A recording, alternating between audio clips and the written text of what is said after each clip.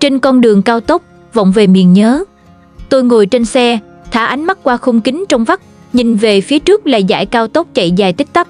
Trời tháng 6 miền Tây sáng rỡ, nắng không còn hiền như thuở tôi còn nhỏ, nhưng vẫn mang cái sắc vàng rất riêng, thứ ánh sáng lấp lánh, nhẹ nhõm như một giấc mơ đồng quê còn vương trong mắt mẹ tôi, ngày bà dắt tôi theo ra bờ kênh hái rau muống. Cao tốc Trung Lương, Sài Gòn giờ đây như một sợi dây căng thẳng thớm, bắc ngang qua ruộng đồng, vườn cây và những ngôi làng nhỏ mà tôi từng đi qua, từng sống ở đó, từng thuộc lòng từng lối rẽ. Nhưng giờ, tất cả chỉ còn là vệt mờ bên vai đường, thấp thoáng sau những rặng cây. Xe lao nhanh quá, cảnh vật không kịp động lại.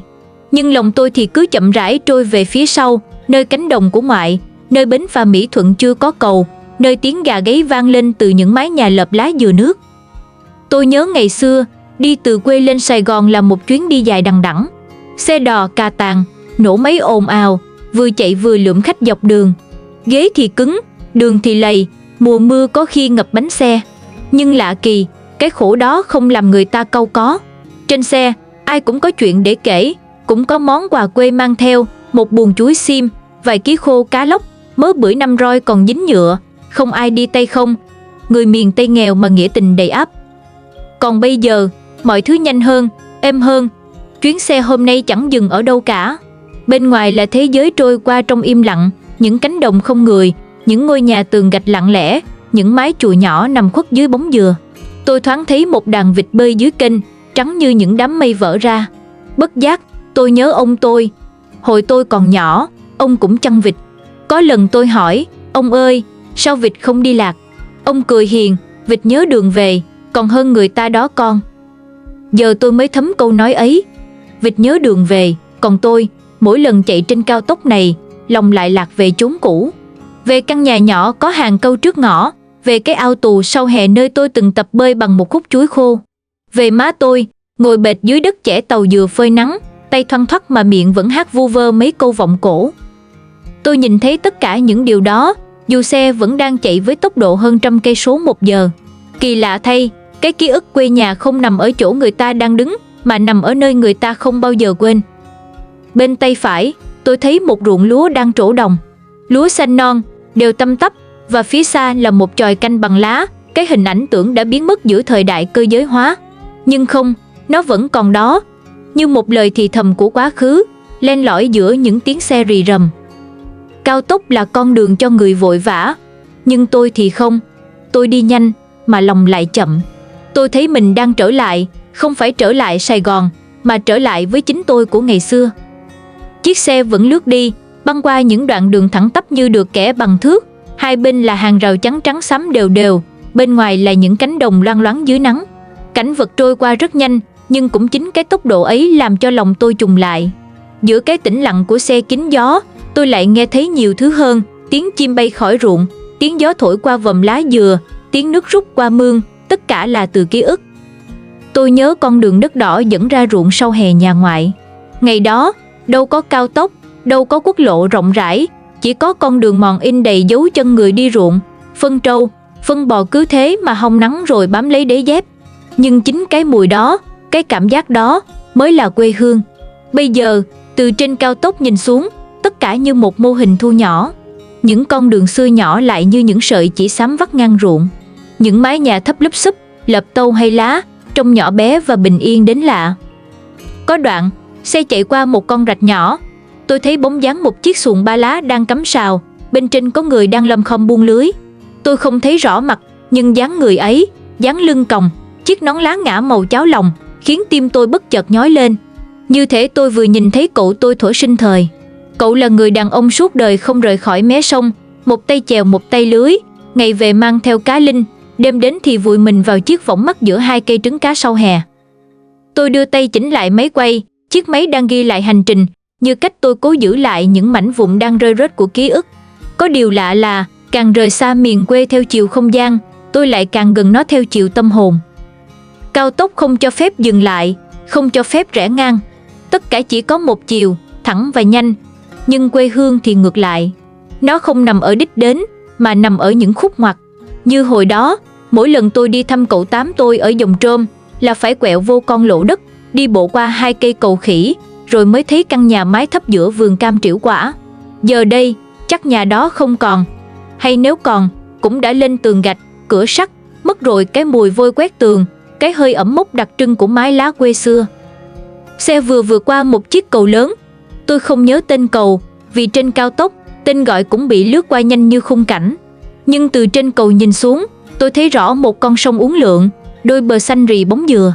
Dưới kia, có một bến nước, có những bậc tam cấp bằng xi măng dẫn xuống. Không có người, nhưng lại gợi lên rõ hình ảnh má tôi năm nào, buổi chiều rửa chén ở bến sông. Tà áo bà ba ướt tới gối, còn tôi thì đứng trên bờ nghịch bọt xà phòng, chờ má vo xong gạo để nấu cơm.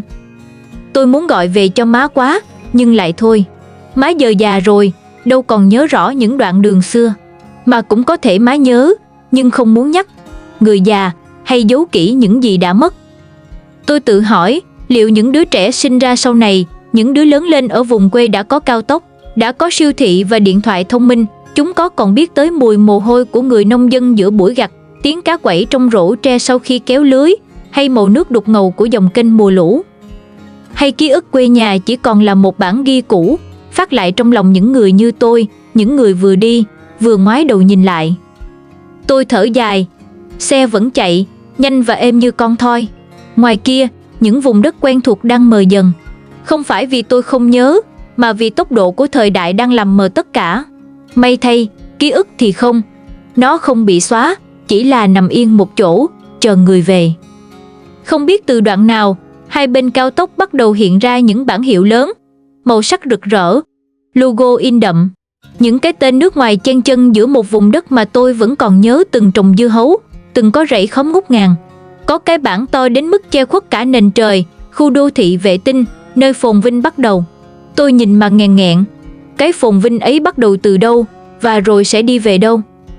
Xe không giảm tốc độ, nhưng mắt tôi đã bắt đầu thấy Sài Gòn từ xa. Không phải những tòa nhà chọc trời, mà là những cụm nhà san sát, những khối bê tông xám xịt, đè nặng lên những thửa ruộng cuối cùng còn sót lại. Có một đoạn ngắn, giữa hai dãy nhà cao tầng mới cất, vẫn còn trơ trọi một ao sen nhỏ. Hoa đã tàn, nước cạn. Nhưng giữa cái ngột ngạt của thành thị, mảng xanh tàn úa ấy lại khiến lòng tôi thắt lại nhiều hơn là những đồng lúa thẳng cánh lúc ban đầu. Tôi nhìn thấy những cánh cò, không phải cò thật, là chim bồ câu nuôi trên sân thượng một dãy nhà trọ. Chúng bay loạn xạ, đậu lên dây điện, đậu lên chóp mái tôn. Tôi nhớ hồi nhỏ, ngoại tôi hay bảo, thấy cò là biết sắp tới ruộng, mà cò đứng một chân là sắp mưa. Những tín hiệu rất riêng của thiên nhiên, giờ đã lẫn lộn giữa một trời bê tông, sắt thép và anten thu sóng. Chiếc xe vẫn im lìm. Tôi không nói gì. Người tài xế cũng chẳng lên tiếng. Chúng tôi như hai kẻ lạc lõng đi xuyên qua vùng giao thoa giữa một miền quê đang tàn và một thành phố đang trỗi dậy. Không ai dám gọi tên cảm giác ấy, nửa tiếc nuối, nửa bất lực. Bên ngoài, một chiếc xe công nông cũ kỹ đang chạy song song ở đoạn đường phụ, bên ngoài rào chắn cao tốc. Trên xe là ba người đàn ông, đầu đội nón tai bèo, áo lem luốt bùn, chắc vừa đi làm đồng về. Một người gác chân lên mép thùng, ngửa mặt hít gió. Họ cười. Họ sống giữa những gì còn sót lại của miền quê. Tôi thèm cái cười đó, thứ tiếng cười không toan tính, không deadline, không wifi yếu hay xe cấn giờ. Họ chạy chậm, nhưng họ có quê. Còn tôi đi nhanh quá, để rồi phải ngoái lại tìm. Có một cây cầu vượt nhỏ, chỗ giao nhau giữa cao tốc và đường liên xã. Tôi bỗng thấy dưới đó có một đám cưới quê. Dưới bóng cây dầu, người ta dựng rạp cưới bằng vải dù nhiều màu. Dàn âm thanh mở nhạc bolero ầm ĩ. Tôi không nghe rõ lời, nhưng giai điệu quá quen. Là bài Áo Mới Cà Mau chăng? Hay Đêm Tâm Sự? Cả hai đều làm người ta nhớ nhà đến cháy lòng. Tôi nhớ đám cưới ở quê xưa. Có khi cất rạp ngay trên lộ, chắn ngang đường cũng được. Xe đò tới, khách xuống đi bộ vòng qua, ai cũng vui vẻ. Mâm cỗ đầy đặn, dưa giá chua, thịt khô hột vịt, cá lóc nướng trui, ai cũng góp một tay. Vui tới sáng. Giờ thì sao? Đám cưới cũng bị bó buộc trong khuôn khổ, thiệp mời sang trọng, nhà hàng máy lạnh, khách tới ngồi lặng lẽ rồi về sớm. Tất cả gọn gàng, sạch sẽ và lạnh lẽo. Xe bắt đầu đi qua một đoạn rẽ về hướng Bình Chánh. Tôi biết mình đã sắp kết thúc đoạn đường dài nhất của cao tốc. Từ đây về phía trước là vùng ven Sài Gòn, nhưng không còn mang dáng dấp miền Tây nữa. Không còn ruộng, không còn sông, chỉ còn nhà máy, cụm dân cư, nhà trọ chen chúc. Tôi có cảm giác mình vừa rời khỏi quê hương mà chưa thực sự đến nơi nào cả. Và cũng có thể, quê hương, trong tôi, là một điểm đến không còn nằm trên bản đồ. Bánh xe vẫn lăn đều trên mặt nhựa phẳng lì, nhưng lòng tôi bắt đầu chồng chành. Cái khoảng cách giữa quê và phố dường như không còn đo bằng cây số, mà đo bằng những gì ta không níu lại được. Tôi ngoái nhìn phía sau, nơi vùng đất phẳng lặng của lúa và sông vừa lùi khuất. Bây giờ, hai bên là hàng rào tôn bao kính, che chắn những khu công nghiệp đang xây dang dở. Máy xúc, cần cẩu, thùng container và bụi đỏ. Ngày xưa, tôi từng thích cảnh người ta dựng chòi, trồng mướp bầu, hái rau muống. Còn giờ, cảnh dựng lên là nhà máy, dựng nhanh, cao và lạnh. Không có tiếng gà gáy, không có tiếng kêu ơi dài vọng từ đầu xóm. Chỉ có tiếng máy móc cộc cằn, vang như tiếng nhắc nhở, ở đây không còn chỗ cho ký ức nữa. Tôi nhìn tay mình, chai sạn cũ đã mờ, vết đứt tay do nhổ lục bình ngày nhỏ cũng không còn. Nhưng vẫn nhớ như thể nó chưa từng mất. Hồi nhỏ, tôi theo má ra rạch nhổ lục bình cho heo ăn. Tay trầy, chân dính bùn, mũi cắn đỏ cả bắp vế. Má cười, quê mình nghèo, nhưng đất mình nuôi được mình, con à. Câu nói ấy, giờ nghĩ lại, mới thấy thiêng. Còn bây giờ, nhiều người đi khỏi quê, không phải vì quê không còn gì, mà vì tốc độ của đời sống cuốn họ đi. Người ta không còn đủ thời gian để nhìn hoa cỏ mọc, không đủ kiên nhẫn để chờ trái ổi chín cây. Người ta đi vì mưu sinh, rồi sống giữa phố với một nỗi nhớ không gọi tên được. Nhớ nhà, nhưng không biết nhà còn như xưa không. Nhớ người thân, mà người thân đã mất từ lâu. Cái nhớ không có nơi để về, mới là cái nhớ dài nhất. Xe tôi bỗng chậm lại. Phía trước có đoạn thi công. Đèn chớp vàng, mùi nhựa đường mới nồng nặc. Tôi chồm về trước, nhìn qua kẻ trắng. Có một người công nhân đang ngồi nghỉ dưới bóng cây. Gương mặt sạm nắng, tay vẫn cầm chai nước suối. Mắt nhìn về phía, không rõ. Tôi nhận ra, đó là cái nhìn của người từng rời quê. Không ai rời quê mà không mang theo một phần của mình bị bỏ lại. Một tiếng kêu mẹ giữa đêm sốt. Một lần trốn học đi câu cá lia thia. Một mùa lũ nước dâng, ngoài cổng tôi ra nhà trên. Những điều ấy, thành phố không có. Nó không mất đi, nhưng người ta không còn dám nhắc. Tôi từng nghĩ, đi cao tốc là đi nhanh về nơi mình cần đến. Nhưng hóa ra, đi càng nhanh, tôi càng thấy lòng mình bỏ lại phía sau. Bởi vì phố không cho tôi cảm giác đang về. Nó chỉ cho tôi cảm giác đang tới, mà tới không phải là về. Tôi nhìn lên bảng chỉ đường, phía trước là nút giao cuối cùng, chuẩn bị kết nối với đường nội thành. Đoạn đường sau đó sẽ là thành phố thực sự, đông, chật, tiếng còi và khói bụi. Ở đó không còn khoảng lặng để nhớ quê. Tôi biết, khi qua khỏi đoạn này, tôi sẽ phải cất mọi hồi ức vào một ngăn kéo kín. Tôi siết chặt dây máy quay, băng ghi hình vẫn chạy. Ngoài kia, ánh nắng đã nghiêng. Những bóng dừa thưa thớt, không còn tỏa mát như thuở trước. Bên kia đường, một cây cầu sắt nhỏ vắt ngang con rạch. Dưới cầu, vài chiếc xuồng máy neo đậu lặng lẽ. Tôi nghe thấy đâu đó tiếng máy chèo khua nước. Không biết đó là âm thanh thật hay là từ ký ức. Nhưng dù là gì, tôi cũng đã thấy nó. Và nếu còn nghe được tiếng chèo khua giữa lòng cao tốc, thì tôi tin quê tôi chưa mất. Nó chỉ đang nằm im đó, chờ tôi quay về bằng một con đường khác. Không phải đường nhựa, mà là con đường trong lòng. Chiếc xe bắt đầu chậm lại khi đến đoạn nút giao cuối cùng. Phía trước là biển chỉ dẫn khổng lồ, rẽ trái về hướng Bình Tân, rẽ phải sẽ nối sang hướng quốc lộ 1A. Tôi biết mình sắp rời khỏi cao tốc. Hành trình gần 100 cây số, tưởng như vừa trôi qua trong một cái chớp mắt, mà cũng tưởng như dài bằng cả một đời người xa quê. Ngoài kia, ánh nắng cuối ngày đang chuyển màu mật ong. Một vệt sáng cam liệm phủ lên mặt đường nhựa, lên những ngọn cỏ bên lề, lên từng mái nhà thấp thoáng phía xa. Tôi không rõ có phải do ánh chiều làm mắt cay hay lòng mình tự khắc run run, nhưng tôi biết những gì đẹp nhất của quê hương thường chỉ hiện rõ khi ta sắp rời xa nó. Tôi đưa mắt nhìn lại đoạn đường phía sau, cái miền đất vừa lướt qua, vừa gợi nhắc. Từ ruộng lúa xanh mướt, rạch nước chảy lững lờ, đến tiếng loa kêu gọi mua ve chai từ một con hẻm nhỏ, tất cả không hề ồn ào, không hề phô trương. Nó cứ nhẹ nhàng đi qua, để rồi âm thầm neo lại trong lòng, như một vết mực cũ không phai. Tôi chợt nhớ một buổi chiều xưa, năm tôi 10 tuổi. Hôm đó trời mưa dầm, nước ngập bờ mương, cá rô đồng nhảy tung tóe. Má tôi đội cái nón lá rách, tay cầm rổ, miệng cười toe, ra đây hốt cá, con ơi. Tôi chạy ra, trượt chân té cái oạch, lạnh ngắt, ướt hết áo, bùn văng đầy mặt. Má không rầy, chỉ kéo tôi dậy, lấy tà áo bà ba lau mặt cho tôi, vừa nói, vậy mới là con nhà quê chớ. Câu đó, bây giờ tôi mới hiểu hết nghĩa. Con nhà quê không phải cái tên chọc quê, mà là một dấu ấn, là một bản sắc, là gốc rễ của một người. Đi tới đâu, sống kiểu gì, thành công hay thất bại, cái gốc đó vẫn nằm sâu bên trong, lặng lẽ nhưng vững chãi như hàng cột cái của căn nhà xưa. Xe băng qua một khu dân cư mới mở, những căn nhà ống giống hệt nhau, màu sơn nhạt nhòa, cửa sắt đóng kín. Không thấy ai ngồi trước thềm, không nghe tiếng rao hàng rong, không có đứa trẻ nào chạy chơi.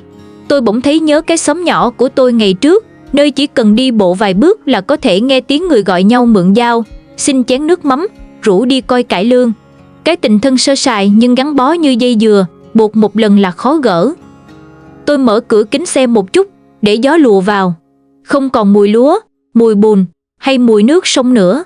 Chỉ có mùi khói xe, mùi nhựa đường và chút bụi vướng lại trong chiều. Nhưng tôi vẫn để gió thổi vào mặt, như để thấy mình còn chạm được vào chút hơi thở cuối cùng của quê. Chiều đã ngã hẳn, những cụm mây xám dần, mặt trời như một lát trứng muối đang chìm xuống bờ chân trời. Tôi không nói gì, chỉ ngồi im, mắt dõi theo những vệt nắng cuối cùng đang rút khỏi cánh đồng, khỏi mái nhà, khỏi bến sông trong trí nhớ. Tôi biết, có thể mai này, tuyến cao tốc này sẽ nối dài hơn nữa. Người ta sẽ xây thêm trạm dừng, trung tâm logistics, siêu thị ngay bên lề đường. Mọi thứ sẽ hiện đại hơn, tiện nghi hơn, phát triển hơn. Nhưng với tôi, tuyến đường này, trong một buổi chiều như hôm nay, vẫn là một nhịp cầu để lòng tôi quay về. Về không phải để sống lại, mà để nhớ. Mà nhớ không phải để đau, mà để giữ. Giữ lại cái phần người đã bị phố xá làm mòn, làm nguội, làm quên. Tôi tự nhủ, nếu có ai đó hỏi tôi anh về Sài Gòn à? Tôi sẽ mỉm cười, khẽ lắc đầu. Không, tôi chỉ vừa đi qua quê. Bởi lẽ, quê hương, trong sâu thẳm, không nằm ở địa giới hành chính, không gói gọn trong một huyện, một xã hay một cánh đồng cụ thể. Quê hương là nơi mà mỗi khi đi ngang qua, lòng mình bỗng nhiên thấy lặng. Là nơi mà một bụi tre, một cây cầu nhỏ, một mái lá cũ cũng có thể khiến ta rưng rưng. Và hôm nay, trên chuyến xe xuyên qua cao tốc Trung Lương ấy, tôi không chỉ thấy lại quê nhà. Tôi thấy lại chính mình, trong chiếc áo cũ dính bùn, trong tiếng gọi má ơi vang giữa đồng không, trong những buổi chiều dầm mưa bắt cá, trong giấc ngủ trưa trên võng kẽo kẹt bên bếp lửa. Tôi rời cao tốc trong im lặng. Màn hình máy quay vẫn nhấp nháy đỏ, ghi lại những phút cuối cùng của một đoạn đường. Nhưng đoạn đường đó, với tôi, là cả một đời.